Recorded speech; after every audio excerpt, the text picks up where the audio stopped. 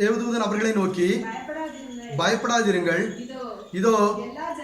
இதோ எல்லா ஜனத்திற்கும் மிகுந்த சந்தோஷத்தை உண்டாக்கும் நற்செய்தி உங்களுக்கு அறிவிக்கிறேன். இன்று கர்த்தராகிய கிறிஸ்து என்னும் இரட்சகர் உங்களுக்கு தாவீதின் ஊரிலே பிறந்திருக்கிறார். தேவதூதன் அவர்களை நோக்கி, பயப்படாதிருங்கள், இதோ எல்லா ஜனத்துக்கும் மிகுந்த சந்தோஷத்தை உண்டாக்கும் நற்செய்தி உங்களுக்கு அறிவிக்கிறேன். மனிதர்கள நாம் அநேக நற்செய்திகள், குட் நியூஸ் நம்ம எதிர்பார்க்கிறோம். வேலை ஸ்தலத்திலேயே இருக்கட்டும், படிப்புலையா இருக்கட்டும், படிக்கும்போது நல்ல ரிசல்ட் வந்துச்சுன்னா குட் நியூஸ் அப்படின்னு சொல்றாங்க. நீ எல்லா எக்ஸாம் பாஸ் ஆயிட்ட அப்படின்னு சொல்றாங்க. அதுக்கப்புறம் வளரும் போது என்னது, வேலை ஸ்தலத்தில் ஒரு நல்ல ஒரு இன்கிரிமெண்ட் கிடைக்கும் போது, சம்பள உயர் கிடைக்கும் போது குட் நியூஸ், நீ என்ன நல்ல ஒரு ஆஃபர் உனக்கு கிடைச்சிருக்கு அப்படின்னு சொல்லி நம்ம சொல்றோம். இப்படி கல்யாணம் முடிச்ச பிறகு குழந்தைகள் பிறக்கும் போது குட் நியூஸ் அப்படின்னு சொல்லி நம்ம கேள்விப்படுற நற்செய்தி. ஆனா இந்த எல்லா நற்செய்திகளும் அந்த டைத்தோட எக்ஸ்பைரி ஆகுது. அடுத்த வருஷம் அது நமக்கு நற்செய்தியா இருக்கிறதுனால, அதுக்கு அடுத்த நாள் அது நமக்கு ஒரு நற்செய்தியா இருக்க போறது அல்ல. ஆனா எப்பொழுதுமே 24 மணி நேரமும் 7 days, அப்ப நம்ம எல்லா நாட்களுமே நமக்கு ஒரு நற்செய்தியா இருக்கிறது, கிறிஸ்துவினுடைய பிறப்பா இருக்கிறது. தேவதூதன் அவர்களை நோக்கி, பயப்படாது. தேவதூதன் யாரை நோக்கி சொல்றாரு அப்படின்னு பார்க்கும்போது, அந்த அப்பொழுது 8ஆம் வசனம், அப்பொழுது அந்த நாட்டிலே மேய்ப்பர்கள் வயலில் தங்கி ராத்திரியில் தங்கள் மந்தையை காத்து கொண்டிருந்தார்கள். அப்போ மேய்ப்பர்கள் தங்களுடைய மந்தையை வயல்வெளியில காத்துட்டு இருக்கும் பொழுது அவ்வேளையில் கர்த்தருடைய தூதன் அவர்களிடத்தில் வந்து நின்றான். கர்த்தருடைய மகிமை அவர்கள் சுற்றில் பிரகாசித்தது. அவர்கள் மிகவும் பயந்தார்கள். அப்போ அந்த நேரத்தில் பயந்த வேளையில தேவதூதன் அவர்களை நோக்கி சொல்றாரு, நீங்க பயப்படாதீங்க, இது எல்லா ஜனத்துக்கும் மிகுந்த சந்தோஷத்தை உண்டாக்கும் நற்செய்தி உங்களுக்கு அனுப்பிக்கிறேன். அப்போ பாவ இருளில உலகம் மூழ்கி கிடந்தது. பாவத்திற்கும் சாத்தானுக்கும் வியாதிக்கும் சாபத்தினால் உண்டாகிற எல்லாவித எதிர்களுக்கும் மனுக்குலமானது இருளில மூழ்கி கிடந்த அந்த மனுக்குலத்தை நோக்கி ஆண்டவர் சொல்றாரு, பயப்படாதீர்கள், இதோ எல்லா ஜனத்துக்கும் மிகுந்த சந்தோஷத்தை உண்டாக்கும் நற்செய்தி. இதோ ஒரு குறிப்பிட்ட ஜனம், ஒரு குறிப்பிட்ட தேசம், இஸ்ரேல் ஜனத்துக்கு மாத்திரம் என்று அந்த வேதாகமத்தில் சொல்லாமல் எல்லா ஜனத்திற்கும், எல்லா தேசத்தாருக்கும், எல்லா பாஷைக்காரர்களுக்கும் சந்தோஷம் உண்டாகும் நற்செய்தின்னு சொல்லாமல் மிகுந்த உலகத்திலே இதுவரைக்கும் நாம் கேள்விப்பட்டிருந்தாத மிகப்பெரிய நற்செய்தி, தேவன் சர்வ லோகத்தை படைத்த தேவன் நமக்காக இந்த மண்ணில் பிறந்ததான் மிகப்பெரிய ஒரு சந்தோஷத்தை உண்டாகக்கூடிய நற்செய்தியா இருக்கிறது. ஒரு மனிதன் மண்ணில் பிறந்து வளரும் பொழுது நம்ம கேட்க எத்தனையோ குட் நியூஸ் கேள்விப்படுறோம். அது எல்லாவற்றிலும் சிறந்த ஒரு நற்செய்தி என்றால் தேவாதி தேவன் நமக்காக பிறந்ததுதான். இது எத்தனை கோடி ரூபாய் கொடுத்தாலும் கிடைக்காத மிகப்பெரும் ஒரு அரும்பாக்கியம். தேவாதி தேவன் நம்மை மீட்க இந்த மனு குலத்தில் பிறந்ததுதான் மிகப்பெரிய நற்செய்தியா இருக்கு. இன்று கர்த்தராகிய இயேசு கிறிஸ்து என்ற இரட்சகர் உங்களுக்கு தாவீதின் ஊரிலே பிறந்திருக்கிறார். இதை வேதாகம ஆராய்ச்சி என்ன சொல்றாங்கன்னா, இந்த மேய்ப்பர்கள் எப்படிப்பட்ட மேய்ப்பர்கள் கேட்டீங்கன்னா, இந்த பலியிடுவது ஆடுகளை என்ன சொல்றாங்க, அந்த காலத்தில் பழைய ஏற்பாட்டின்படி ஆடுகளை பலியிடுவதற்காக நியாயப்பிரமாணத்தின் பலி அந்த ஆடுகளை வளர்க்கக்கூடிய மேய்ப்பர்களாக இருந்தார்கள். அந்த மேய்ப்பர்களுக்கு இந்த நற்செய்தி அறிவிக்கப்படுகிறது. எதற்காக என்றால், தேவ ஆட்டுக்குட்டி, பழுதற்ற ஒரு ஆட்டுக்குட்டி பிறந்திருக்கிறார், அவரை போய் பாருங்கள் என்று அந்த மேய்ப்பர்களுக்கு அறிவிக்கப்படுகிறது. ஏன் மேய்ப்பர்கள் ஏழ்மை நிலை இருந்தனால் மாத்திரமல்ல, மேய்ப்பர்கள் பார்க்கலும் ஏழ்மை நிலை இருந்தவர்கள் எத்தனையோ ஜனங்கள் அந்த இஸ்ரேல் ஜனத்தில் என்ன செஞ்சாங்க, இருந்தாங்க. ஆனால் இந்த மேய்ப்பர்களுக்கு ஏன் அறிவிக்கப்படுகிறது என்றால், இவர் ஒரு பழுதற்ற தேவாட்டுக்குட்டி பிறந்திருக்கிறார். நீங்கள் இவ்வளவு நாட்கள் இந்த வளர்த்த இந்த ஆடுகள் போதும், இனிமேல் அந்த தேவ ஆட்டுக்குட்டியை பாருங்கள் என்று சொல்வதற்காக தேவன் அந்த மேய்ப்பர்களுக்கு அந்த செய்தி அறிவித்தார் என்று பார்க்கிறோம். இது மிகப்பெரிய நமக்கு ஒரு கிடைக்கப்பட்ட மிகப்பெரிய ஒரு அரும் பாக்கியமா இருக்கிறது. நமக்கு ஒரு ஆஃபர் லெட்டர் ஒரு கம்பெனியில் ஜாயின் பண்ணணும்னு வச்சுக்கோங்களேன், 1, 2, 3 கண்டிஷன் எழுதியிருக்கோம். இந்த மாசத்துல இருந்து உங்களுக்கு இவ்வளவு ரூபா பெனிஃபிட், 2வது benefit mobile allowance, room accommodation allowance, நிறைய அலவன்ஸ் எல்லாம் கொடுத்திருப்பாங்க. ஆனா இன்னைக்கு கர்த்தராகிய இயேசு கிறிஸ்து பிறந்தனால நமக்கு கிடைக்கப்பட்ட பெனிஃபிட் என்ன, பாக்கியம் என்ன அப்படிங்கிறத வேதாகமத்தின் மூலமா பார்க்கும் பொழுது நாம் இன்னும் நிறைய காரியங்களை என்ன செய்ய முடியாது, அறிந்து கொள்ளக்கூடியதாக இருக்கிறது.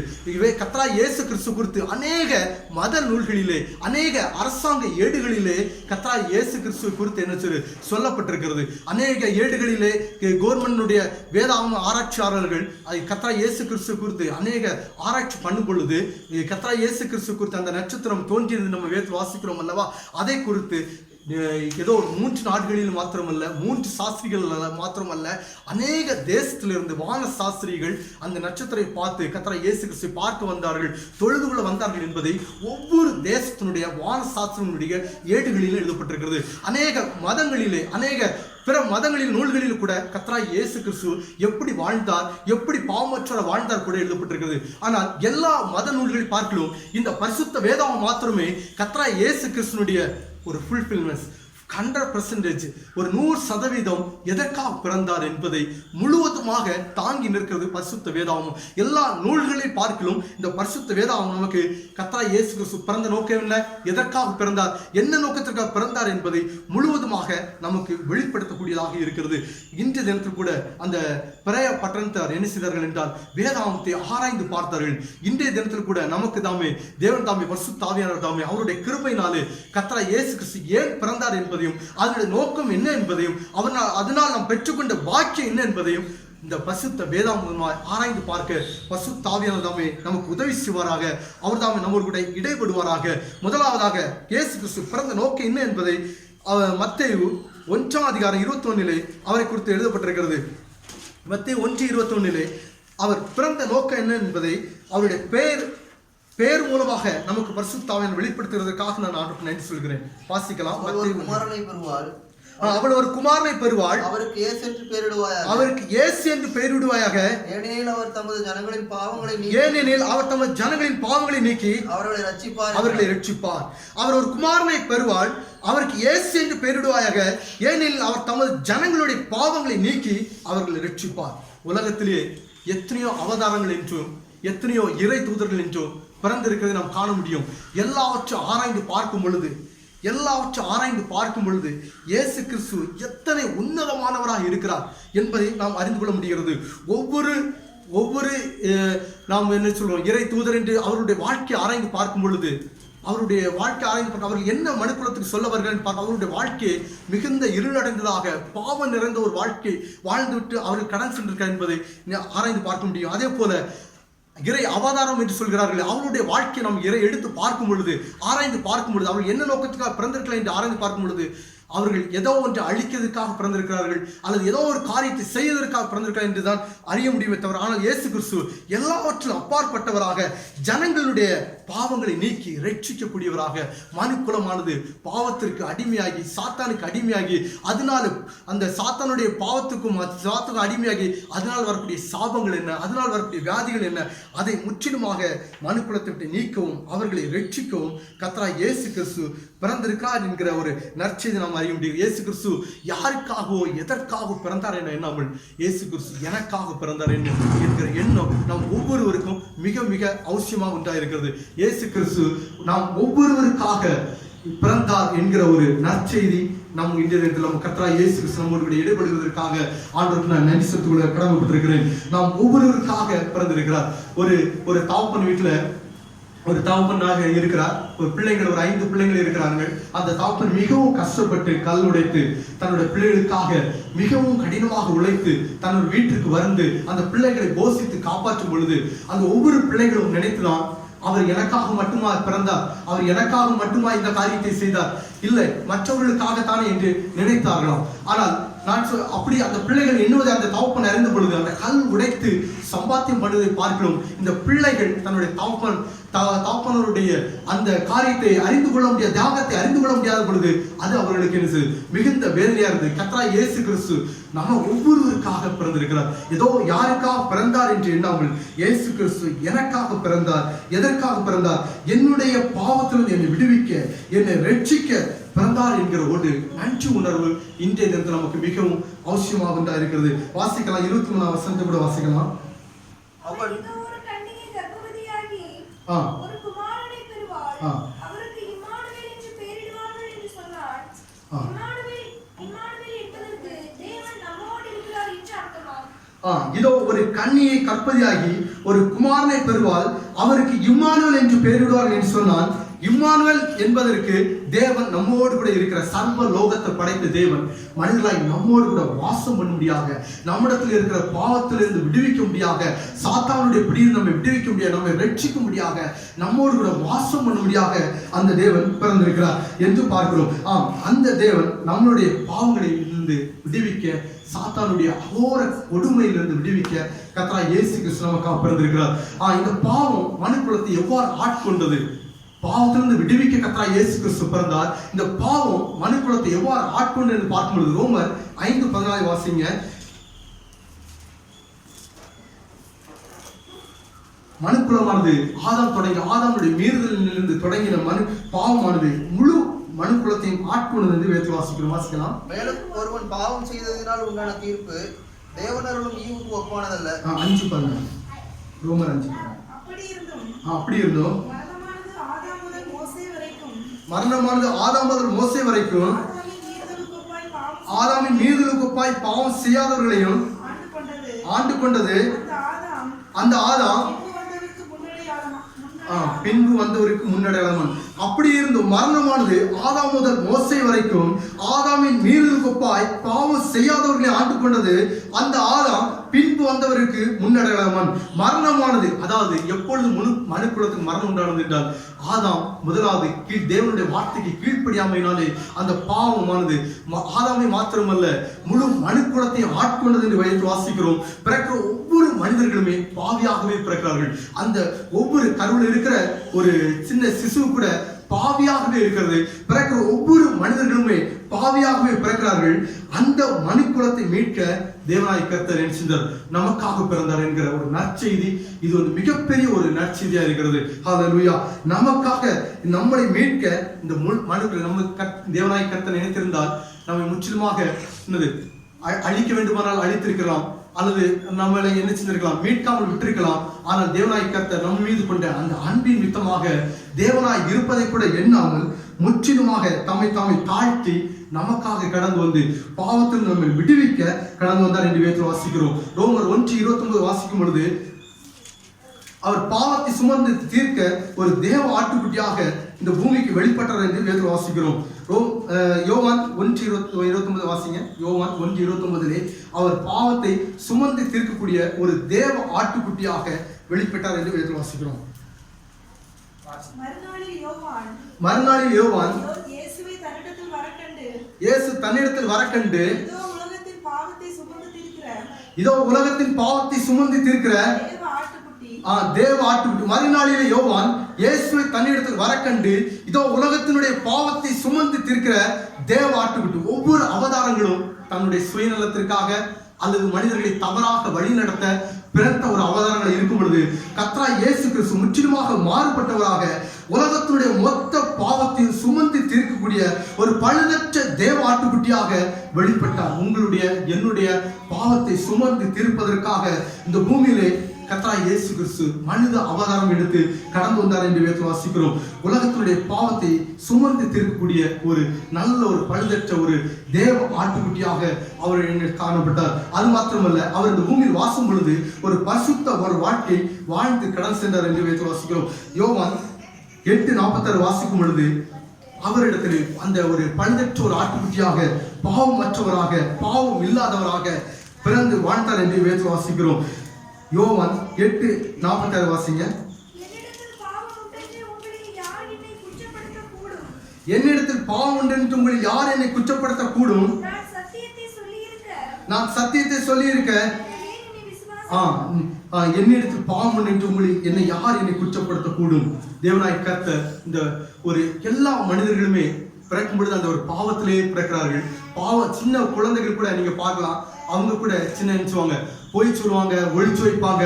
சின்ன சின்ன காரியங்கள் கூட அவர்கள் அறியாமலே அந்த பாவமானது ஆட்கொண்டு வழிநடத்துவதை பார்க்க முடியும். ஆனால் கர்த்தராகிய இயேசு கிறிஸ்து என்னிடத்தில் பாவம் உண்டு என்று உங்களை யார் என்னை குற்றப்படுத்தப்படும்? 33 வருடங்கள் இந்த பூமியில் வாசம் பண்ணால் அது ஒரு பாவம் கூட செய்யாதவராக மகா பரிசுத்தராக இந்த பூமியிலே என்ன சென்றார், வாழ்ந்து கடன் சென்றார் என்று வேதத்தில் வாசிக்கிறோம். ஒவ்வொரு இறை தூதர்கள் நான் கர்த்தராகிய இயேசு கிறிஸ்துவினுடைய பிறப்பை குறித்து ஆராய்ச்சி பண்ணி பார்க்கும் பொழுது ஒவ்வொரு இறை தூதர் என்று சொல்கிறவர்களும் தெய்வீக அவதாரம் என்று சொல்கிற அவருடைய எல்லாவற்றையும் பார்க்கும் பொழுது அவர்களுடைய வாழ்க்கை வரலாறு எப்படி இருந்து பார்க்கும் பொழுது கர்த்தராகிய இயேசு கிறிஸ்து அது எல்லாவற்றையும் மேற்பட்டவராக முற்றிலும் வித்தியாசமானவராக பாவமற்றவராக ஒரு பரிசுத்தராக இந்த பூமிக்கு கடந்தது மாத்திரமல்ல, அவர் பாவமற்றவராக வாழ்ந்திருக்கிறார் என்பதையும் இந்த வசனம் அநேக பிற மதத்தாரையும் அநேக மாற்று மதத்தாரையும் இந்த வசனமானது அநேக இழுத்து கொண்டதை காண முடிகிறது. என்னிடத்தில் பாவம் என்று உங்கள் யார் என்னை குற்றப்படுத்த முடியும்? பாவமற்றவராக மகா ஒரு பரிசுத்தராக இந்த பூமியிலே வாழ்ந்து கடந்து சென்றுகிறார். மத்தேயு 9:2 வாசிக்கலாம். மத்தேயு 9:2. அங்கே படுக்கையிலே கிடந்த ஒரு திமிர்வாதக்காரனை அவரிடத்தில் கொண்டு வந்தார்கள். இயேசு அவர்களுடைய விசுவாசத்தை கண்டு திமிர்வாதக்காரனை நோக்கி, அவனே, நீ இடங்கொள், உன் பாவங்கள் உனக்கு மன்னிக்கப்பட்டது என்றார். அங்கே படுக்கையில் கிடந்த ஒரு திமிர்வாதக்காரனை அவனிடத்தில் கொண்டு வந்தார்கள். இயேசு அவருடைய விசுவாசத்தை கண்டு திமிர்வாதக்காரனை நோக்கி, மகனே திடன்கொள், உன் பாவங்கள் உனக்கு மன்னிக்கப்பட்டது என்றார். பாவத்தை மன்னிக்கக்கூடிய அதிகாரம் யாருக்கு இருக்கு? தேவாதி தேவனுக்கு இருக்கு.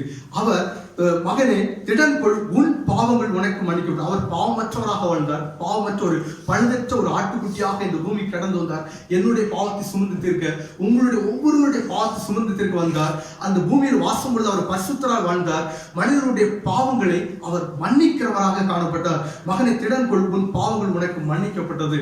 மனிதனுடைய பாவத்தை சுமந்து தீர்க்கக்கூடிய ஒரு பழுதற்ற தேவாட்டுக்குட்டி.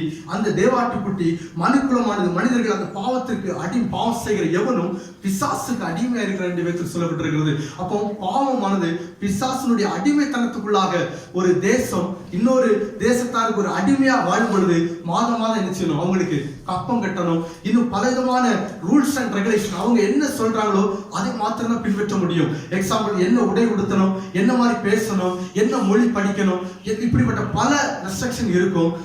அந்த அடிமைத்தனத்திலிருந்து மீட்க ஒரு சுதந்திர தியாகிகள்லாம் எழும்பினது போல இந்த சாத்தானுடைய அடிமைத்தனத்தில் மீட்க கர்த்தராகிய இயேசு கிறிஸ்து மனுக்குலமாய் எடுத்தார். நம்முடைய பாவங்களை மன்னிக்கத்தக்கதாக ஒரு தேவாதி தேவனாக வெளிப்பட்ட இந்த வேதத்தை வாசிக்கிறோம். லூக்கா 9:56 வாசிங்க. கர்த்தராகிய இயேசு கிறிஸ்துவை சொன்னார், நான் இந்த மனுக்குலத்தை முற்றுமாக ரட்சிப்பதற்காக கடந்து வந்தேன் என்று வேதத்தில் சொன்னார். லூக்கா 9:56 வாசிங்க. மனுஷகுமாரன் மனுஷனுடைய ஜீவனை அழிக்கிறதற்கல்ல, ரட்சிக்கிறதற்கே வந்தார் என்றார். மனுஷகுமாரன் மனுஷனுடைய ஜீவனை அழிக்கிறதுக்கல்ல, ரட்சிக்கிறதுக்கே வந்தார் என்றார். மனுஷகுமாரன் மனுஷனுடைய ஜீவனை அழிப்பதற்கல்ல. நாம் ஏற்கனவே பார்த்தோம். ஒவ்வொரு தேவ அவதாரங்கள் எடுத்தவர்கள் எல்லாம் என்ன நோக்கத்துக்காக? யுத்தம் பண்ணுவதற்காக சில அவதாரங்கள் எடுத்திருக்கிறார்கள். சிலர் மனிதர்களை அழிப்பதற்காக. இன்னும் பல ரூல்ஸ் அண்ட் ரெகுலேஷன் இருக்கும் பொழுது, ஆனால் கர்த்தராகிய இயேசு கிறிஸ்து மனிதர்களுடைய ஜீவனை அழிப்பதற்காக அல்ல, அவர்களை காப்பாற்றுவதற்காக, அவர்களை காப்பாற்றி அவர்களை அந்த பாவத்திலிருந்து விடுவித்து ஒரு பரிசுத்த வாழ்க்கை கொடுப்பதற்காக அவர் கடந்து வந்தார். 1 தீமோத்தேயு 1:15 வாசிக்கும் பொழுது அவர் பாவத்திலிருந்து விடுவிப்பதற்காக அவர் கடந்து வந்தார் என்பதை அப்போஸ்தலன் பவுல் இன்னும் ஆழமாக அவர் எழுதியிருக்கிறதை காண முடியும். 1 தீமோத்தேயு 1:15 வாசிங்க. 1 தீமோத்தேயு 1:15. பாவிகளை ரட்சிக்க கிறிஸ்து இயேசு உலகத்துக்கு வந்தார் என்கிற வார்த்தை உண்மையும் எல்லா அங்கீகரிக்கும் பாத்திரமானது. அவர்கள் பிரதான பாவினார். பாவிகளை ரட்சிக்க கிறிஸ்து இயேசு உலகத்திற்கு வந்தார் என்கிற வார்த்தை உண்மையும் எல்லா அங்கீகரிக்கும் பாத்திரமானது. அவர்களின் பிரதான பாவினார். பாவிகளை ரட்சிப்பதற்காக பாவத்திலே அடிமைத்தனத்தில் உழன்று அந்த சாக்கடையிலே, அந்த பாவமாகிய சாக்கடையிலே ஒரு பன்றியை போல உழன்று கொண்டிருக்கிற அந்த மனுக்குலத்தை மீட்பதற்காக, அவர்களுக்கு ஒரு பரிசுத்த வாழ்க்கை கொடுப்பதற்காக, சாத்தானுடைய பிடியிலிருந்து விடுவிப்பதற்காக அவர்களை பரிசுத்த ஜாதியாக மாற்றி மிருகம் போன்ற ஒரு வாழ்க்கை வாழ்ந்து கொண்டிருக்கிற அந்த மனிதர்களை மிருகத்தனத்தை அந்த வாழ்க்கையிலிருந்து மனிதனாய் மாற்றுவதற்காக, மனிதனாக மாற்றுவதற்காக மாத்திரமல்ல, அவர்களை நீதிமானாய் மாற்றுவதற்காக மாத்திரமல்ல, சாத்தானை எதிர்ப்பதற்காக, ஜெயிப்பதற்காக கர்த்தராகிய இயேசு கிறிஸ்து இந்த பூமியில் பிறந்தார். பாவிகளை ரட்சிக்க கிறிஸ்து இயேசு உலகத்தில் வந்தார் என்ற வார்த்தை உண்மையும் எல்லா அங்கீகரிப்புக்கும் பாத்திரமானது. பாவிகளை ரட்சிப்ப, பாவத்திலே பிறந்த மனிதர்களாகிய என்னை ரட்சிக்க, நம்மை ரட்சிக்க இந்த கர்த்தராகிய இயேசு கிறிஸ்து உலகத்திற்கு வந்தார் என்ற வார்த்தை உண்மையும் எல்லா அங்கீகரிக்கும் பாத்திரமானது. அதை நாம் இந்த கிறிஸ்துவ நாளிலே நாம் உணர்ந்து கொள்ள வேண்டும். ஒவ்வொரு மனிதர்களும் இன்றைய தினத்தில் கிறிஸ்துவை கொண்டாடுகிறார்கள். எப்படி கொண்டாடுகிறார்கள்? சிலர் எவ்வளவுக்குள்ள ராத்திரி முழுவதும் தண்ணி அடிக்க முடியுமோ, எவ்வளவுக்குள்ள மதுபானம் பண்ண முடியுமோ அவ்வளவுக்குள்ள மதுபானம் பண்ணி கிறிஸ்துமஸ் நாங்கள் கொண்டாடுகிறோம் என்று கொண்டாடுகிறார்கள். ஒரு சிலர் இன்னும் பலவிதமான வழிகளிலே கொண்டாடுகிறார்கள். ஆனால் இன்றைய தினத்திலோ தேவச்சனமாக்கி நாம் கிறிஸ்துவை பிறந்த நோக்கம் என்ன என்பதை வேதாகமத்தின் மூலமாக ஆழமாக அறிந்து கொண்டு அதை கொண்டாடும் பொழுது கர்த்தராகிய இயேசு கிறிஸ்து நம்மோடு கூட அவர் மகிழ்ச்சி அடைகிற ஒரு தேவனாக இருக்கிறார். பாவிகளை ரட்சிக்க கிறிஸ்து இயேசு உலகத்தில் வந்தார் என்கிற வார்த்தை உண்மையும் எல்லா அங்கீகரிக்கும் பாத்திரமானது. எத்தனையோ பிற மதத்தார் கூட சொல்லியிருக்க நான் கேள்விப்பட்டிருக்கிறேன். எங்க ஊர்ல கூட அநேகர் சொல்லியிருக்கிறார்கள், தம்பி இவர்கள்லாம் எத்தனையோ தண்ணி ஃபுல்லா மதுமான பழக்கத்துல இருக்கிறாங்க, இவங்களெல்லாம் கூட்டிட்டு போக கூடாதா, உங்க சர்ச்சுக்கு கூட்டிட்டு போக கூடாதா, எத்தனையோ பேர் இந்த மது பழக்கத்துல இருக்கிறவங்க சர்ச்சுக்கு வரும்பொழுது விடுவிக்கப்படுகிறார்களே என்று. பாவத்தை விடுவிக்க கர்த்தராகிய இயேசு கிறிஸ்துவால் மாத்திரம் முடியும் என்பதை பிற மதத்தால் கூட சாட்சியிட்டு சொல்வதை நாம் அறிந்து கொள்ள முடியும். பாவிகளை ரட்சிக்க கிறிஸ்து இயேசு உலகத்துக்கு வந்தார் என்கிற வார்த்தை உண்மையும் எல்லாம் அங்கீகரிக்க பாத்திரமானது. பாவிகளாகிய என்னை ரட்சிக்க, உங்களை ரட்சிக்க, ஒவ்வொரு மனிதர்களை ரட்சிக்க கிறிஸ்து இயேசு உலகத்திற்கு வந்திருக்கிறார் என்பதை நாம் அறிந்து கொள்ள வேண்டியதாக இருக்கிறது.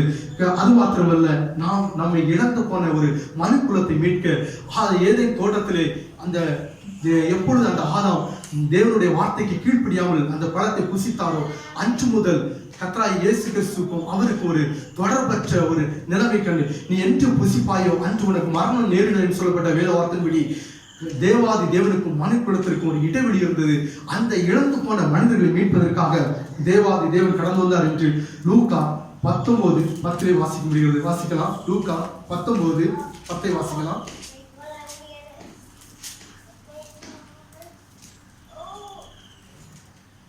இழந்து போனதை தேடவும் ரட்சிக்கவுமே மனுஷகுமாரன் வந்திருக்கிறார் என்றார். இழந்து போனதை தேடவுமே ரட்சிக்கவுமே மனுஷகுமாரன் வந்திருக்கிறார் என்றார். தேவாதி தேவன் இந்த பூமியில எதற்காக பிறந்தார்? சர்வத்தை படைத்த தேவன், சூரியனை படைத்தவர், சந்திரனை படைத்தவர், நட்சத்திரங்களை படைத்தவர், சர்வ லோகத்தை படைத்தவர், ஒவ்வொரு கிரகங்களையும் படைத்த தேவன் எதற்காக அந்த சிருஷ்டி கர்த்தர் எதற்காக மனிதனாக பிறந்தார் என்றால் அந்த இழந்து போன மனிதனை, பாவத்திலிருந்து பாவத்துக்கு அடிமையாகி தேவனை விட்டு பிரிந்து போன ஒரு மனிதனை, அந்த பாவத்தினாலே இழந்து போன ஒரு மனிதனை மீட்பதற்காக தேவாதி தேவன் இந்த பூமிக்கு கடந்து வந்தார். இழந்து போனதை தேடவுமே ரட்சிக்குமே மனிதகுமார் வந்திருக்கிறார். நாம் நேசித்த மிகப்பெரிய ஒரு உறவு, நாம் உண்மையிலே உலகத்தில் நேசிக்கிற ஒரு உண்மையான உறவை இழந்திருப்போமானால் அதற்காக என்ன நாம் ஈடு செய்ய முடியும்?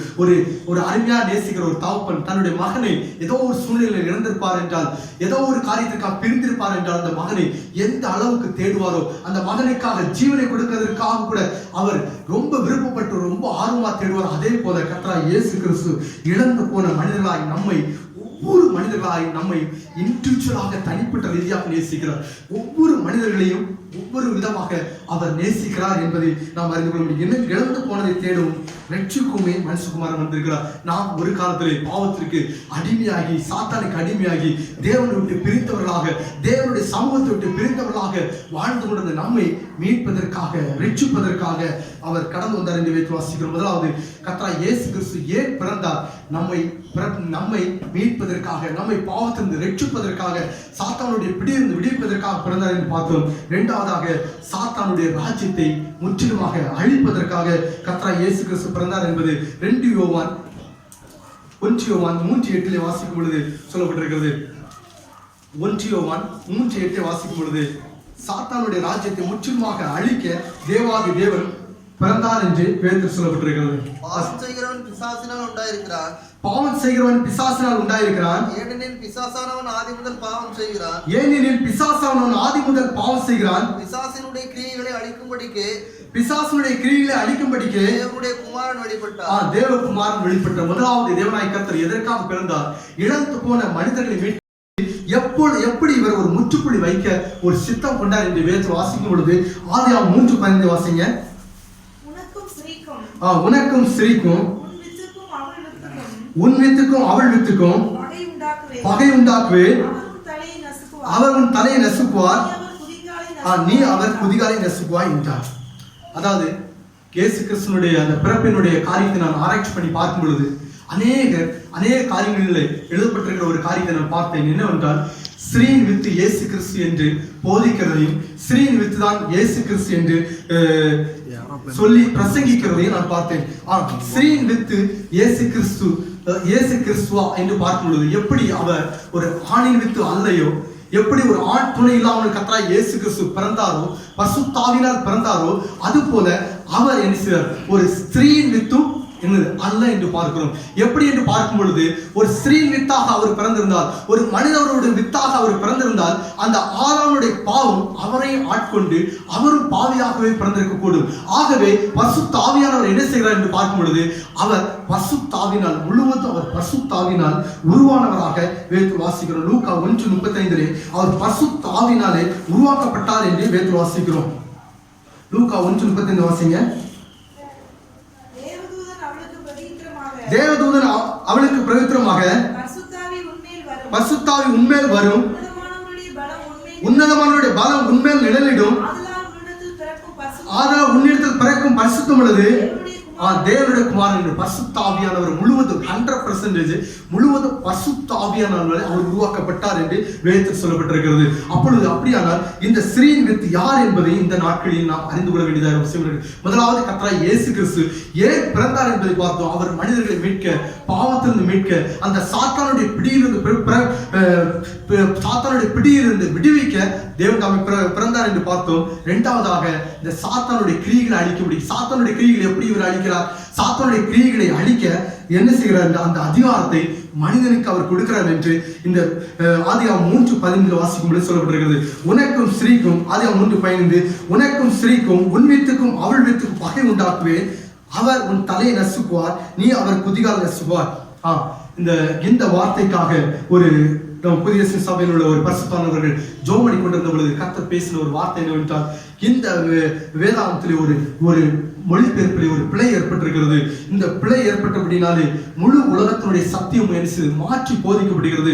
இதில் என்ன சொல்லப்பட்டிருக்கு என்பதை நீங்கள் ஒரு நாள் கோயம்புத்தூருக்கு கடன் செல்லும் பொழுது அங்கே இருக்கிற ஒரு பழைய பைபிள் வேதாகமத்தை எடுத்து வாசிக்கும் பொழுது அங்கே என்ன சொல்லப்பட்டிருக்கிறோம் என்பதை உங்களுக்கு நான் காண்பிப்பேன் என்று தேவன் தாமே அவர்களோடு கூட பேசினார். அவர்கள் ஊழிய பிரயாணமாக கோயம்புத்தூர் வந்து அந்த பழைய லைப்ரரியில் இருக்கும்போது பழைய வேதாகமத்தை எடுத்து வாசிக்கும் பொழுது இன்டு கிங்ஸ் ஜேம்ஸ் வெர்ஷன்ல போட்டிருக்கு, it's all pros thy head அப்படின்னு போட்டிருக்கு. அது ஒரு தலையை நசுக்கும் என்று ஒரு ஒரிஜினலான ஹிப்ரு டிரான்ஸ்லேஷன் எடுத்து பார்க்கும் பொழுது அது அவர்கள் என்றும் போட்டிருக்கிறது, இட்டு என்றும் அவர்கள் என்றும் போட்டிருக்கிறது.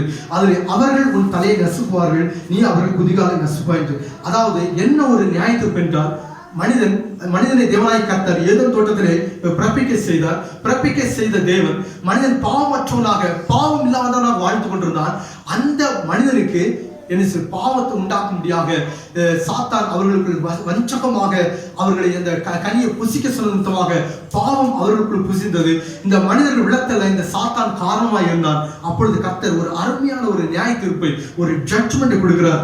எப்படி இந்த மனுக்குலம் வீழ்ச்சி அடைய இந்த சாத்தான் காரணமாக இருந்தாலோ அதே சாத்தான் விளத்தல்ல இந்த மனுக்குலத்தை நான் பயன்படுத்துகிறேன் என்று இந்த தீர்ப்பை அவர் கொடுக்கிறதை காண முடிகிறதா. ஆதியாகமம் 3:14 வாசிக்கும் பொழுது அந்த சர்ப்பத்திற்கு தேவனாய் கர்த்தர் சாபத்தையும் தண்டனையும் கூறுகிறார்.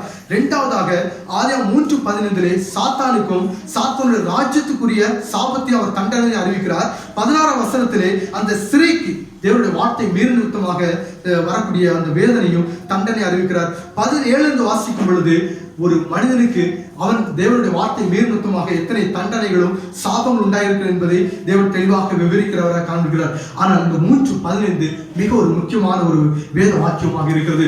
மொழிபெயர்ப்பில் ஏற்பட்ட பிழையினாலே இன்று முழுவதுமாக ஸ்ரீயின் வித்து இயேசு கிறிஸ்து என்று போதிக்கிறார்கள். ஸ்ரீயின் வித்து இயேசு கிறிஸ்துவாய் இருந்திருப்பாரானால் அவர் பரிசுத்தராய் இருந்திருக்க முடியாது. அவர் பரிசுத்தராய் இருக்க வேண்டுமானால் அவர் முழுவதும் பரிசுத்த ஆவினாலே பிறந்தவராக இருக்க வேண்டும். முழுவதும் பரிசுத்த ஆவியினால் பிறந்தபடினாலே அவர் பரிசுத்தராய் ஜீவித்தார். அது மாத்திரமல்ல, கர்த்தராகிய இயேசு கிறிஸ்து அந்த உலகத்தில் வாழும் பொழுது அவர் பாவமற்றவராய் பரிசுத்தராய் ஜீவித்தார். அந்த பாவமற்றவராய் பரிசுத்தராய் ஜீவித்த கர்த்தராகிய இயேசு கிறிஸ்து மனிதனுக்கு அந்த அதிகாரத்தை கொடுக்கிறார். எப்படி உங்களை இந்த சாத்தான் விழத்தள்ளினானோ, எப்படி உங்களை விழத்தள்ளினானோ, நீங்கள் பாவமற்றவர்களாய் பரிசுத்தமுள்ளவர்களாய் நீங்கள் ஜீவித்தீர்கள். எப்படி நீங்கள் இந்த பாவத்தில் விழுந்தீர்களோ இந்த அதிகாரத்தை உங்களுக்கு கொடுக்கிறேன். எப்படி அந்த அதிகாரத்தை கொடுக்கிறார்? தம்முடைய தூய இரத்தத்தின் மூலமாக, தம்முடைய இரத்தத்தின் மூலமாக இந்த அதிகாரத்தை மனுக்குலத்தை கொடுத்து நீங்கள் எழுப்புங்கள். நீங்கள் அவனுடைய அடிமைத்தனத்துக்குள்ளாக விழுந்து கிடக்கிறீர்கள், அவனுடைய பாவத்திற்குள்ளாக நீங்கள் விழுந்து கிடக்கிறீர்கள். அந்த பாவத்திலிருந்து நீங்கள் எழுப்புங்கள், பரிசுத்தராய் ஜீவிங்கள் என்று. அது மாத்திரமல்ல, அந்த அதிகாரத்தை கொடுக்கிறவராக கர்த்தராகிய இயேசு கிறிஸ்து வெளிப்பட்டார் என்று வேதத்தில் வாசிக்கிறோம். வாசிக்கலாம். வெளிப்படுத்தல் 12:1 வாசிக்கும் பொழுது இந்த ஸ்ரீ யார் என்றும் ஸ்ரீயினுடைய வித்து யார் என்பதை குறித்தும் தெளிவாக சொல்லப்பட்டிருக்கிறது நாம் காண முடிகிறதா இருக்கிறது. வெளிப்படுத்தல் 12:1 வாசிங்க. அன்றியும் ஒரு பெரிய அடையாளம் வானத்திலே காணப்பட்டது. அன்றியும் ஒரு பெரிய அடையாளம் வானத்திலே காணப்பட்டது. ஒரு ஸ்திரீ சூரியனை அணிந்திருந்தாள். ஒரு ஸ்திரீ சூரியனை அணிந்திருந்தாள். அவள் பாதங்களின் கீழே சந்திரனும், அவள் பாதங்கள் கீழே சந்திரனும், அவள் சிரசின் மேல் 12 நட்சத்திரங்களும் உள்ள கிரீடமும் இருந்தன. அவள் சிரசின் மேல் 12 நட்சத்திரங்கள் உள்ள கிரீடமும் இருந்தன. அது வந்து கடைசி நாட்களில் நடக்க போற ஒரு காரியத்தை பரிசுத்த ஆவியானவர் எழுதி இனி வரக்கூடிய காரியங்களை அப்போஸ்தலனாகிய யோவானுக்கு கர்த்தர் வெளிப்படுத்தினார். அன்றியும் ஒரு பெரிய அடையாளம் வானத்திலே காணப்பட்டது. ஒரு ஸ்திரீ சூரியனை அணிந்திருந்தாள். அவள் பாதம் கீழே சந்திரனும், அவள் சிரசு மேல் 12 நட்சத்திரம் கிரீடம் இருந்தது. இந்த ஸ்திரீ பரிசுத்த சபையை குறிக்கிறதா இருக்கிறது. கடைசி நாட்களில் கர்த்தர் எழும்ப போகிற ஒரு சபையை குறிக்கிறது. அந்த சபை கர்த்தராகிய இயேசு கிறிஸ்துவையே அணிந்திருந்திருந்தால் அவள் கீழே சந்திரனும் அவள் சிரசின் மேல் 12 நட்சத்திர கிரீடமும் இருந்தது என்று வேதத்தில் வாசிக்கிறோம். ஹல்லேலூயா. இந்த கடைசி நாட்களிலே கர்த்தர் ஒரு சபையை பிரதிஷ்டை செய்து அந்த சபையிலிருந்து உன்னதமான உபதேசத்தை போஷித்து ஒரு பரிசுத்த ஒரு ஜாதியை உருவாக்கி சாத்தானுக்கு ஒரு முடிவு உண்டாக்கும்படியாக கர்த்தர் சித்தம் கொண்டிருக்கிறார் என்று இந்த வேதத்தில் வாசிக்கிறோம். அது மாத்திரமல்ல, 7 இருந்து வாசிங்க. வானத்திலே யுத்தம் உண்டாயிற்று. மிகாவேலும் அவனைச் சேர்ந்த தூதர்களும் வலுசர்ப்பத்தோடு யுத்தம் பண்ணினார்கள். வலுசர்ப்பமும் அதை சேர்ந்த தூதரும் யுத்தம் பண்ணியும் ஜெயம் கொள்ளவில்லை. வானத்தில் அவர்கள் இருந்த இடமும் காணப்படாமற் போயிற்று. உலகம் அனைத்தையும் மோசம் போக்குகிற பிசாசு என்றும் சாத்தான் என்றும் சொல்லப்பட்ட பழைய பாம்பாகிய பெரிய வலுசர்ப்பம் தள்ளப்பட்டது. அது பூமியிலே விழ தள்ளப்பட்டது. அதனோட கூட அதை சேர்ந்த தூதரும் தள்ளப்பட்டார்கள். சாத்தானுடைய கிரியைகளை அழிக்கும்படிக்கு தேவகுமாரன் வெளிப்பட்டார் என்று வேதத்தில் வாசித்தோம். சாத்தானுடைய கிரியைகளுக்கு சாத்தானுக்கு ஒரு முற்றுப்புள்ளி வைக்க தேவன் திட்டம் கொண்டார். இந்த மனுக்குலம் எந்த ஒரு பாவம் செய்யாத மனுக்குலமானது விளத்தளிவிட்டான். அதே மனுக்குலத்தை எழுப்பி இந்த சாத்தானுக்கு ஒரு முடிவு ராஜ்யத்தை உண்டாக்க வேண்டும் என்று தேவனாய் கர்த்தர் அவனுக்கு ஒரு தீர்ப்பை இங்கே எழுதி வைத்திருக்கிறார். உலகம் 9ஆம் வசனம், உலகம் அனைத்து மோசம் போக்கும் பிசாசு என்று சாத்தான் என்று சொல்லப்பட்ட பழைய பாம்பாய் பெரிய வலுசர்ப்பம் தள்ளப்பட்டது. அது பூமியில விழத்தள்ளப்பட்டது. அதனோடு கூட சேர்ந்த தூதர்களும் தள்ளப்பட்டது. எப்படி இந்த சாத்தான் விழத்தல் என்று பார்க்கும்போது வானத்தில் ஒரு யுத்தம் உண்டாயிற்று.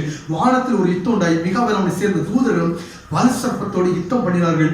வலுசர்ப்பம் அதை சேர்ந்த தூதர்கள் யுத்தம் பண்ணியும் ஜெயம் கொள்ளவில்லை என்று வாசிக்கிறோம். மிகாவேல் அவனை சேர்ந்த தூதர்களும் வலுசர்ப்பத்தோடு, அதாவது இந்த சாத்தானோடு கூட அவர்கள் ஒரு யுத்தத்தை நடப்பிக்கிறார்கள். அந்த யுத்தத்தை நடப்பிட்டு அந்த வலுசர்ப்பம் அதை சேர்ந்த தூதர்களை செய்கிறார்கள். அந்த யுத்தத்திலே தோற்கிறார்கள் என்று வேதாகத்தில் எழுதப்பட்டிருக்கிறது.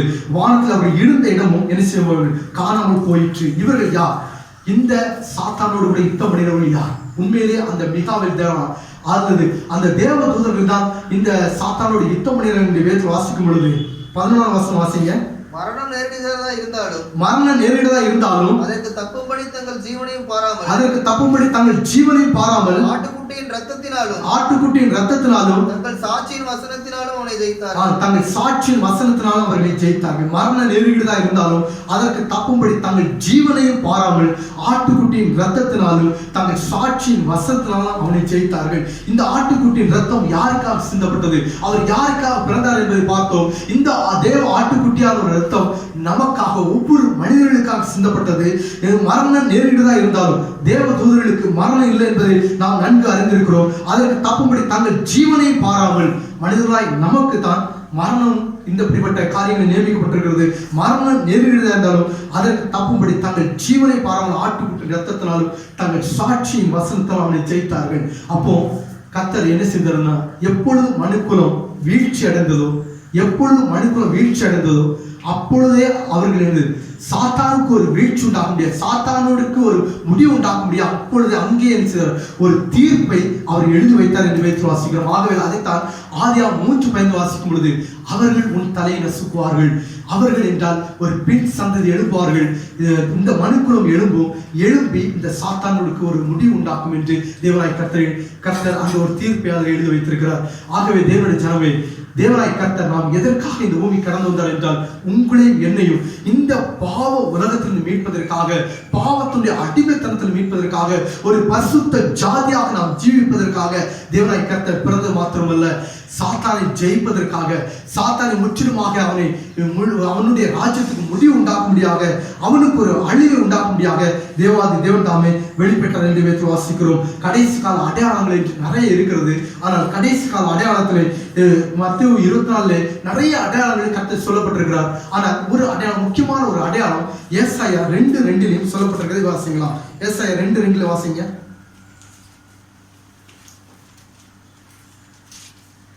கடைசி நாட்களில் கர்த்தருடைய ஆலயமாகிய பர்வதங்களின் கொடுமுடியில் ஸ்தாபிக்கப்பட்டு, கடைசி நாட்களில் கர்த்தருடைய ஆலயமாகிய பர்வதங்களின் கொடுமுடியில் ஸ்தாபிக்கப்பட்டு மலைகளுக்கு மேலாக உயர்த்தப்படும். எல்லா ஜாதிகளும் அதற்கு ஓடி வருவார்கள்.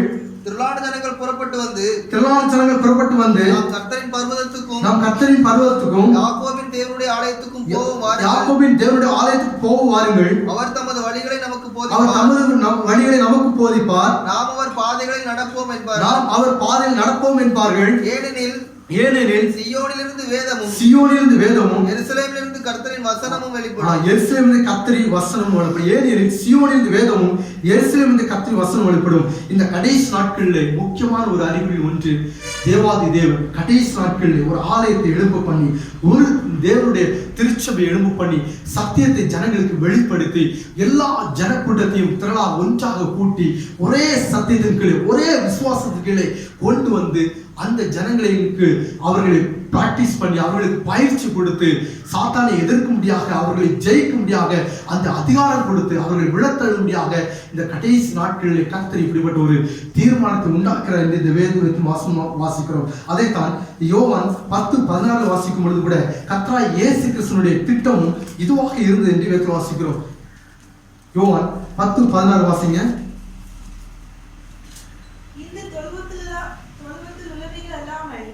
வேறே ஆடுகளும் எனக்கு உண்டு, அவைகளையும் நான் கொண்டு வர வேண்டும், அவைகளின் சத்தத்துக்கு செவி கொடுக்கும், அப்பொழுது ஒரே மந்தையும் ஒரே மேய்ப்பனும். இந்த தொழுவத்தில் அல்லாத வேறு ஆடுகளும் எனக்கு உண்டு, அவைகளை நான் கொண்டு வர வேண்டும், அவைகளின் சத்தத்துக்கு செவி கொடுக்கும், அப்பொழுது ஒரே மந்தையும் ஒரே மேய்ப்பனும் ஆகும்.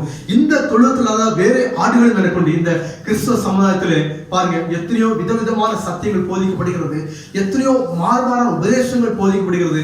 இதுதான் கிறிஸ்துவனுடைய ஒரு வாஞ்சியா, இதுதான் கிறிஸ்துவனுடைய விருப்பமா, இதுதான் கிறிஸ்துவனுடைய ஜெபமா என்று பார்க்கும் பொழுது அல்ல என்று யோவான் 17ஆம் அதிகாரத்திலே கிறிஸ்து எதற்காக பிரயாசப்பட்டார், கிறிஸ்து எதற்காக ஜெபித்தார் என்று பார்க்கும் பொழுது அவர் கிறிஸ்துவத்திலே ஒரு ஒற்றுமை உண்டாக வேண்டும், ஒரே யூனிட்டியாக ஒரே சத்தியத்தின் கீழே வர வேண்டும் என்று இயேசு கிறிஸ்து பிரயாசப்பட்டார் என்றும், அதற்காக அவர் வேண்டிக் கொண்டார் என்றும் இயேசு கிறிஸ்து யோவான் 17 வாசிக்கிறோம். இதை இந்த கிறிஸ்துவ மண்டலத்தில் சொல்லும் பொழுது அல்ல, அப்படியெல்லாம் அல்ல, நாங்கள் வேறு வேறு சபையாக எழுப்பி நாம் அந்த கிறிஸ்துவனுடைய வருகைக்கு ஆயத்தமாக முடியும், அந்த சாத்தானை மேற்கொள்ள முடியும் என்று தவறான உபதேசத்தை கிறிஸ்துவனுடைய ஜெபத்திற்கு மாறான, கிறிஸ்துவனுடைய வாக்குத்தத்தத்துக்கு மாறாக அவர் பிரயாசப்படுகிறதை நாம் காண முடிகிறது. யோவான் 17:20 வாசிங்க. நான் இவர்களுக்காக வேண்டிக் கொள்கிறதும் அல்லாமல், நான் இவர்களுக்காக வேண்டிக் கொள்வதும் அல்லாமல், இவர்களுடைய வார்த்தையினால் என்னை விசுவாசிக்கிறவர்களுக்காகவும், இவர்களுடைய வார்த்தையினால் என்னை விசுவாசிக்கிறவர்களுக்காக வேண்டிக் கொள்கிறேன். அவர்கள் எல்லோரும் ஒன்றாயிருக்கவும். இவர்கள் வார்த்தையினால் என்னை விசுவாசிக்கலாம். அதாவது கர்த்தராகிய இயேசு கிறிஸ்து இன்றும் அவருடைய வார்த்தையினால் விசுவாசிக்கிறோம். நமக்காக சுமார் 2000 வருடங்கள் முன்பாக கர்த்தராகிய இயேசு கிறிஸ்து வேண்டிக் கொண்டார். என்ன வேண்டிக் கொண்டார் என்று பார்க்கும் பொழுது அவர்கள் எல்லாரும் ஒன்றாயிருக்கும். என்னை, என்னுடைய வார்த்தையை விசுவாசிக்கிற எல்லாரும் ஒன்றாயிருக்கவும்.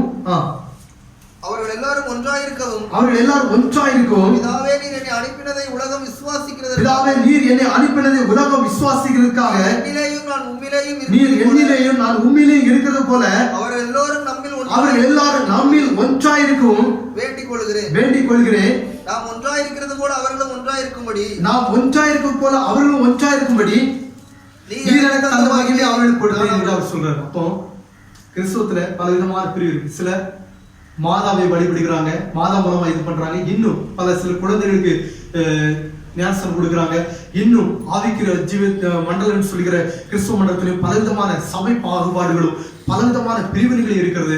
ஆனால் கிறிஸ்து இயேசு இதற்காகவா கடந்து வந்தார் என்று பார்க்க முடியும். இதற்காக அல்ல, அவர்கள் எல்லாரும் நம்மில் ஒன்றாக இருக்கவும், இவருக்கு என்னை விசுவாசிக்கிறவர்களுக்காக வேண்டிக் கொள்கிறேன் சொன்ன கர்த்தராகிய இயேசு கிறிஸ்து அவர்கள் எல்லாரும் ஒன்றாயிருக்கும். பிதாவே, நீர் என்னை அனுப்பினது உலகம் விசுவாசிக்கிறதாகவும், நீர் என்னிலும் நான் உம்மிலும் இருக்கிறது போல அவர்கள் எல்லாரும் நம்மில் ஒன்றாக இருக்கும். அதாவது இயேசு கிறிஸ்து பிதாவில் எப்படி இருக்கிறாரோ, பிதாவை தேவன் இயேசு கிறிஸ்து எப்படி ஒன்றாக இருக்கிறாரோ, அது போல முழு கிறிஸ்துவ மண்டலத்திலும் ஒரு ஒற்றுமை உண்டாக வேண்டும் என்று கர்த்தராகிய இயேசு கிறிஸ்து அங்கு விண்ணப்பித்தார் என்று பார்க்கிறோம். ஆகவே இப்படிப்பட்ட ஒரு இந்த கடைசி நாட்களில் ஒரு மகிமையான ஒரு காரியம், ஒரு எழுப்புதல் உண்டாக்கி, அந்த எழுப்புதல் உண்டாக்கி ஒரு மகிமையான ஒரு சபையை உருவாக்கி, அங்கே இருந்து ஒரு கூட்டத்தாரை ஒரு முதல் பேராண்மையை பிரித்து எடுத்து அந்த கூட்டத்தாருக்கு அதிகாரத்தை கொடுத்து அவர்களை மறுவப்படுத்தி இந்த சாத்தானுடைய ராஜ்யத்துக்கு ஒரு முற்றுப்புள்ளி உண்டாக்கும்படியாக கர்த்தர் தீர்மானித்திருக்கிறார். ஆகவே அந்த முதல் பிறநாளில் நம்மை கர்த்தர் நாம் தெரிந்து கொண்டிருக்கிறார் என்பதை நாம் அறிந்து கொள்ள வேண்டியது அவசியமாக இருக்கிறது. அடுத்ததாக வாசிக்கலாம், ஆதியாகமம் 3:15 கூட ஒரு விஷயம் கூட வாசிக்கலாம். உனக்கும் ஸ்திரீக்கும் உன் வித்துக்கும் அவள் வித்துக்கும் பகை உண்டாக்குவே, அவர் உன் தலையை நசுக்குவார். அதாவது அவர்கள் உன் தலையை நசுக்குவார்கள், நீ அவர்கள் குதிகாலை நசுக்குவாய் என்கிறதா சரியான டிரான்ஸ்லேஷனாக இங்கே இருக்கிறது. அவர்கள் எவர்கள்? அப்போ நீ இந்த மனுக்குலத்தை விழத்தள்ளினா அல்லவா, சாத்தானுக்கு அப்புறம் அந்த தண்டனை அவர் கொடுக்கிறார். இந்த மனுக்குலத்தை நீ விழத்தள்ளினா அல்லவா, இதே மனுக்குலம் ஒரு நாள் எழும்பும். அந்த மனுக்குலம் இன்று அடிமைத்தனத்தில் இருக்கிறார்கள், இன்று பாவத்திற்கு அடிமையா இருக்கிறார்கள், இன்று உனக்கு அடிமையா இருக்கிறார்கள். இதே மனுக்குலம் ஒரு நாள் எழும்பி அவர்கள் முன் தலையை நசுக்குவார்கள். ஹல்லேலூயா. சாத்தானுடைய தலையை நசுக்கும்படியாக கிறிஸ்து இயேசு வெளிப்பட்டார். சாத்தானுடைய கிரியைகளை அழிக்கும்படியாக கிறிஸ்து இயேசு வெளிப்பட்டார். அந்த கிறிஸ்து அந்த மனுக்குலத்திற்கு அந்த அதிகாரத்தை கொடுக்கிறவராக இருக்கிறார். எனக்கும் உங்களுக்கும் சாத்தான் மேலே அதிகாரம் கொடுக்கிறவராக கர்த்தராகிய இயேசு கிறிஸ்து வெளிப்பட்டார். முதலாவதாக நம்மை மனுக்குலத்து பாவத்திலிருந்து விடுவிக்கும்படியாக வெளிப்பட்டார் என்று பார்த்தோம். இரண்டாவதாக நமக்கு எதிராளியாக இருக்கிற நம்மை பாவத்தில் விழத்தள்ளின அந்த சாத்தானுடைய ராஜ்யத்துக்கு ஒரு முற்றுப்புள்ளி உண்டாக்கும்படியாக அவனை ஜெயிக்கும்படியாக கிறிஸ்து வெளிப்பட்டார். மூன்றாவதாக கடைசியாக இதே இயேசு கிறிஸ்து என்னில் பிறக்க, என் உள்ளத்தில் பிறந்த அந்த இயேசு கிறிஸ்து இன்னும் வளர்ச்சி அடைய நாம் என்ன செய்ய வேண்டும் என்று பார்க்கும் பொழுது மரியாளுடைய ஒவ்வொரு குணாதிசயங்களும் என்னை ஆச்சரியப்படியா வைத்ததாக இருக்கிறது. மரியாளுடைய ஒவ்வொரு குணாதிசயங்களும் நாம் ஒவ்வொரு இடத்திலும் காணப்பட வேண்டியது அவசியமா இருக்கிறது. லூக்கா 1:38 வாசிக்கலாம். ஒவ்வொரு அந்த மரியாளுடைய ஒவ்வொரு காரியங்களும் தாழ்மையா இருக்கட்டும், கீழ்ப்படுதலா இருக்கட்டும், நாம் ஒவ்வொரு இடத்திலும் இருக்கும் பொழுது அந்த இயேசு கிறிஸ்து நம் உள்ளத்தில் பிறந்து இன்று நம் உள்ளத்தில் பிறந்து அவர் வளர்ச்சி அடையும், அவர் பூரண புருஷனாகவும் அவர் விரும்புகிறார். லூக்கா 1:38. அதற்கு மரியாள், இதோ நான் ஆண்டவருக்கு அடிமை,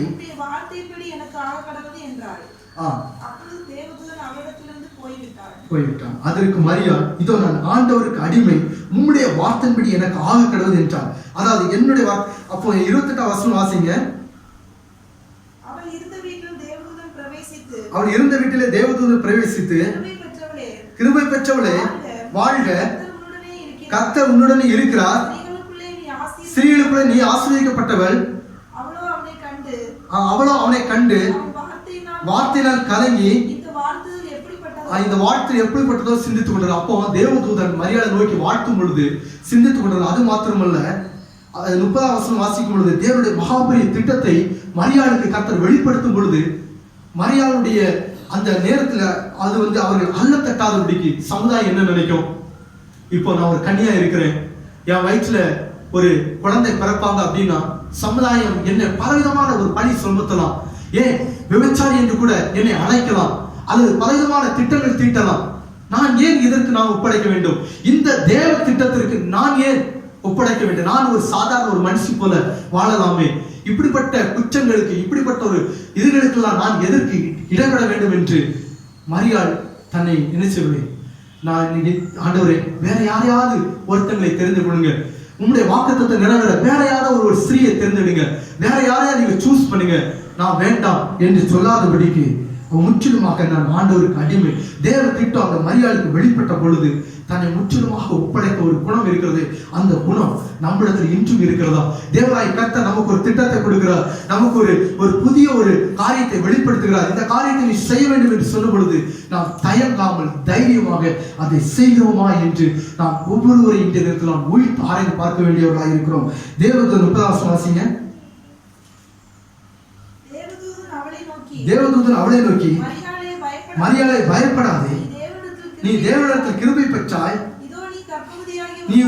நீ கற்பதியாய் ஒரு குமாரனை பெறுவாய், அவருக்கு இயேசு என்று பெயரிடுவாயாக. அப்போ தேவ திட்டம் அந்த மரியாளுக்கு வெளிப்படுத்தப்பட்ட பொழுது மரியாளுடைய சிந்தனை, மரியாளுடைய காரியம் எப்படி இருந்ததுன்னா, நான் ஒரு ஆண்டவருக்கு அடிமை, என்னை முற்றிலுமாக என்னுடைய வாழ்க்கையை, என்னுடைய காரியத்தை நான் அர்ப்பணிக்கிறேன், ஆண்டவர் என்ன சொல்றாரோ அதன்படி செய்ய நான் என்னை ஒப்பு கொடுக்கிறேன் என்று ஒப்பு கொடுத்தேன். அநேக பக்தருடைய வாழ்க்கையிலே ஆண்டருடைய ஒரு காரியம் வரும்போது, ஆண்டவர் கூப்பிடும் பொழுது, இந்த தேவ திட்டத்துக்காக கூப்பிடும் பொழுது, ஆண்டவரை வேற யாரையாவது அனுப்புங்க, என்னால முடியாது, என்னுடைய பலவீனம் இப்படி இருக்கு, என்னுடைய காரியம் இப்படி இருக்கு என்று ஒவ்வொருவரும் தங்களுடைய பலவீனத்தை பார்த்தார். ஆனால் மரியாளோ தன்னை முற்றிலுமாக ஆண்டவருக்கு அடிமை என்று தன்னை அர்ப்பணித்த ஒரு குணம் நம்முடைய வாழ்க்கையிலும் அவசியமாக இருக்கிறது. இரண்டாவதாக மத்தேயு 1:18 வாசிக்கும் பொழுது மரியாளுடைய இன்னொரு குண அதிசயம் வெளிப்படுகிறதை காண்கிறது. 1:18 வாசிங்க. இயேசு கிறிஸ்துவினுடைய ஜனனத்தின் விவரமாவது யோசேப்புக்கு நியமிக்கப்பட்டிருக்கையில் கூடி வரும் முன்னே பரிசுத்த ஆவியானவர் கற்புதியாக காணப்பட்டது. அவள் புருஷனாகிய யோசேப்பு நீதிமானாய் இருந்து அவளை அவமானப்படுத்த மனதில்லாமல் ரகசியமாய் அவளை தள்ளிவிட யோசனையாய் இருந்தாள். ரகசியமாய் அவளை தள்ளிவிட யோசனை. அப்போ யோசேப்புக்கும் மரியாளுக்கும் ஒரு எங்கேஜ்மெண்ட் முடிஞ்சது. அப்படி இருக்கும்போது அப்போ யோசேப்புக்கு நியூஸ் வருது. என்ன நியூஸ் வருது? நமக்கு லேட்டஸ்ட் நியூஸ்லாம் எப்படி பார்க்குறோம்? டிவியில் பார்க்குறோம், மொபைலில் வருது, வாட்ஸ்அப்பில் வருது, இன்னும் நியூஸ் பேப்பரில் வருது, இன்னும் பலவிதமான நியூஸ்கள் வருது. அந்த தினத்துல யோசேப்புக்கு ஒரு நியூஸ் வருது. ஏன் விஷயம் தெரியுமா? உனக்கு நியமிக்கப்பட்ட அந்த பெண்ணு தெரியுமா? என்ன ஆனா தெரியுமா? கற்போதி ஆயிட்டாலாம். எப்படி ஆனாலோ என்னென்ன ஆனாலோ என்று அவருக்கு ஒரு நியூஸ் வரும்போது யோசேப்பை நினைக்கிறாரு, அப்போ ரகசியமா இவனை என்ன செஞ்சிடணும், தள்ளி விட்டுறணும் என்று நினைக்கும். அப்போ யோசேப்புக்கு அந்த நியூஸ் வருதுன்னா எத்தனை வேலை தாண்டி அந்த நியூஸ் வந்திருக்கு. கொஞ்சம் யோசிச்சு பாருங்க. அந்த நேரத்துல வாட்ஸ்அப் கிடையாது, எந்த ஒரு செய்தியும் கிடையாது. அப்போ எத்தனை குடும்பங்களை தாண்டி, எத்தனை ஊர்களை தாண்டி அந்த யோசேப்புக்கு அந்த விஷயம் வந்ததோ தெரியாது.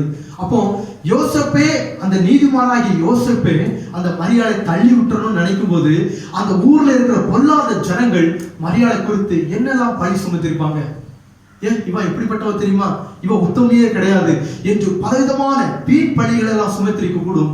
அந்த நேரத்துல கூட இந்த மரியாள் அம்மா என்ன செஞ்சாங்க? அந்த பழிகள் எல்லாம் கிறிஸ்துவுக்காக சகித்தவ ஒரு அனுபவமா இருந்தது. கிறிஸ்துவுக்காக கர்த்தராகிய இயேசு கிறிஸ்து என் வயிற்றிலே பிறந்தார். அந்த வயிற்றிலே பிறந்த கர்த்தராகிய இயேசு கிறிஸ்துக்காக அந்த வீண் பழிகள் எல்லாம் அவர்கள் சுமந்தார். இன்று கிறிஸ்துவலாக இருக்கிறோம். கிறிஸ்து நம்ம உள்ளத்தில் பிறக்கிறார். நம்மை குறித்து பலவிதமாக வீண் பழிகளையும் பலவிதமான காரியங்கள் சுமத்தும் பொழுது நாம் அதை சகிக்க கிறிஸ்துவுக்காக அன்று மரியாள் அம்மா சகித்த போல நாம் சகிக்க ரெடியா இருக்கிறோமா? நாம் அதை சகிக்க, அதை அக்செப்ட் பண்ண நம்ம ரெடியா இருக்கிறோமா என்று பார்க்க வேண்டியது. அது மாத்திரமல்ல, மூன்றாவதாக அந்த மரியாள் அம்மா அந்த பாடுகளை சகிக்கிறவர்களாக காணப்பட்டார்கள். வாசிங்க லூக்கா 2:5 வாசிங்க. அதற்கு அவர்கள் யூதேயாவில் உள்ள பெத்லகேமிலே பிறப்பார். அதேனென்றால் யூதேயா தேசத்தில் உள்ள பெத்லகேமே யூதாவின் பிரபுக்களில் சிறியதல்ல, என் ஜனமாகிய இஸ்ரவேல். லூக்கா 2:5. கலிலேயா நாட்டில் உள்ள நாசரேத்தூரில் இருந்து யூதேயா நாட்டில் உள்ள பெத்லகேம் என்னும் தாவீதின் ஊருக்கு போனார். அப்போ இந்த ஒரு மரியாள் அம்மா முழுவதுமா கர்ப்பம் அடைஞ்சிருக்கிறாங்க. குழந்தை பிரசவிக்கக்கூடிய வேலை நெருங்குது. அப்போ அந்நாட்களிலே 1 வசனம் உலகமெங்கு குடிமதிப்பு எடுக்க வேண்டும் என்று அகஸ்தியரால் ஒரு கட்டளை பிறகுது. அதனால என்ன, உலகமெங்கு ஒரு குடிமதிப்பு எடுப்பதற்காக அவங்களுடைய அந்த நாசரேத்திலிருந்து அவங்க எங்க போறாங்கன்னா யூதா பெத்லகேம் என்னும் தாவீதின் ஊருக்கு போனார்கள். அந்த நாசரேத்துக்கும் அந்த பெத்லகேமுக்கும் எவ்வளவு தூரம் அப்படின்னு பார்க்கும்போது 150 கிலோமீட்டர் தூரம் இருக்கு. இந்த 150 கிலோமீட்டர் தூரமும் இன்னைக்கு பயணிக்கிறது ரொம்ப கடுமையான ஒரு சவாலா இருக்கும். ஒரு முழுமையான ஒரு கற்பதியான ஒரு ஸ்திரீ பயணிப்பதற்கு மிகவும் ஒரு சவால் நிறைந்த ஒன்றா இருக்கும். அவர்கள் நடந்து போனார்களோ அல்லது ஒரு கழுதையில் போனார்களோ நாம் தெளிவாக அறியோம். ஆனால் அந்த நேரத்தில் கூட இந்த மரியாள் அம்மா முறுமுறுக்கல இயேசுவை குறித்து. அந்த நேரத்தில் கூட தேவனை நோக்கி, தேவனே, இப்படி ஒரு தேவனாகிய நீர் பிறந்திருக்கிறீர், என்னை இவ்வளவு ஏன் வேதனைப்படுத்துகிறீர்? வீண் பழி என்னை என் மீது சுமத்த நீர் அனுமதித்தீரே, இவ்வளவு தூரம் நான் பிரயாணப்படணுமா, இவ்வளவு தூரம் கஷ்டப்படணுமா என்று அவர் முறுமுறுக்காதபடிக்கு கிறிஸ்துவுக்காக அந்த பாடுகளை மனப்பூர்வமாக அந்த மரியாள் அம்மா ஏற்றுக்கொண்டார்கள். எத்தனை கிலோமீட்டர் தூரம் பயணித்தாலும் சரி பரவாயில்லை, கிறிஸ்துவுக்காக, இந்த மனித மீட்புக்காக இந்த தேவன் என்னிடத்தில் உள்ளத்தில் பிறக்கிறாரே என்று எண்ணி அவர் முழுமையாக அந்த பாடுகளை சகித்தார்கள். இன்று கர்த்தராகிய இயேசு கிறிஸ்து நம் உள்ளத்தில் பிறந்த நிமித்தமாக வரக்கூடிய பாடுகளை மரியாதை போல நாம் சந்தோஷமா ஏற்றுக்கொள்கிறோமா? சந்தோஷமா அதை எண்ணுகிறோமா? அந்த பாடுகளின் மத்தியிலே நாம் முறுமுறுக்கிறோமா? எத்தனையோ தாய்மார் கூட தன்னோட குழந்தைகளை சபித்ததுக்கு நான் கேள்விப்பட்டிருக்கேன். இந்த சனியை என் வயிற்று வந்து பிறந்தது பாருங்க அப்படின்னு சொல்லி சபித்திருக்கிறார்கள், தூசித்திருக்கிறார்கள், திட்டி இருக்கிறார்கள். ஆனால் இந்த மரியாள் அம்மா எந்த ஒரு முறுமுறுப்பும் இல்லை, முழுமையாக சந்தோஷமாக கிறிஸ்துவுக்காக பாடு அனுபவிக்கிற ஒரு தாயாக அவர்கள் காணப்பட்டார்கள். இன்று கிறிஸ்தவர்களாகி நாம் மரியாதை போல கிறிஸ்துவுக்காக பாடு அனுபவிக்க are you ready for Christ? நம்ம பாடு அனுபவிக்க தயாராக இருக்கிறோமா? நாமே உயிர் தாராய்ந்து பார்க்க வேண்டிய. கடைசியாக மரியாளிடத்தில் ஒரு மிகப்பெரிய ஒரு தாழ்மை காணப்பட்டது என்று வாசிக்கிறோம். அடிமை தாழ்மை நோக்கி பார்த்தார் என்று பார்க்கிறோம். அப்போ அந்த தாழ்மை எப்படிப்பட்ட ஒரு தாழ்மை இருந்ததுன்னா தேவாதி தேவனை தன் உள்ளத்தில் பிறக்கக்கூடிய ஒரு தாழ்மை காணப்பட்டது என்று வாசிக்கிறோம். அது போல தேவனுடைய ஜனமே இன்றைய தினத்திலும் நம்மிடத்தில் இப்படிப்பட்ட நற்பண்புகள் இருக்கிறதா? கிறிஸ்துவுக்காக சந்தோஷமா பாடுகள் அனுபவிக்கிறோமா? வீண் பள்ளிகள் சமுதாயத்தால் நம்மை சுமத்தப்படும் பொழுது நாம் அதை சந்தோஷமாக ஏற்றுக்கொள்கிறோமா இந்த மரியாதை போல என்று நாம் நம்மை உயிர் ஆராய்ந்து பார்க்கிறவர்களாய் காணப்பட வேண்டும். கர்த்தராகிய இயேசு கிறிஸ்து ஏன் பிறந்தார்?